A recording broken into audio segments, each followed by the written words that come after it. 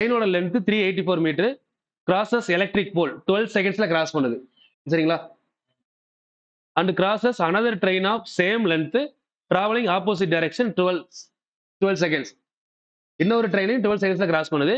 What is the speed of second train அப்படின்னு கேக்குறாங்க. ஓகேவா? சோ இப்போ நம்ம என்ன எப்படி கண்டுபிடிக்கலாம்? மொத்தம் 384 மீட்டர். 384 மீட்டர் அப்படிங்கிறது தான் நமக்கு length divided by metre by second. இதான ஸ்பீடோட யூனிட். 384 மீட்டரை எவ்வளவு செகண்ட்ல கிராஸ் பண்ணுது? கேன்சல் பண்ணா எவ்வளவு வருது?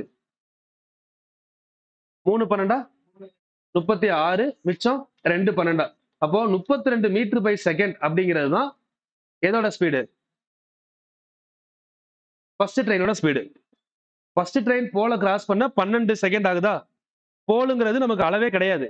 ஒரு ட்ரெயின் அது ஃபுல்லா கிராஸ் ஆகி போறதுக்கு 12 ஆகுது. இப்போ இன்னொன்னு என்ன சொல்றாங்க? ஆப்போசிட்ல இன்னொரு ட்ரெயின் வருது. அது கிராஸ் பண்ணி போறதுக்கு எவ்வளவுதான் ஆகுதுன்னு சொல்றாங்க. அதே செகண்ட். அப்ப அதோட ஸ்பீடு என்னவா தான் இருக்கும்? அதே 32 மீட்டர் பை செகண்ட். சோ அப்ப answer is 32 metre by second.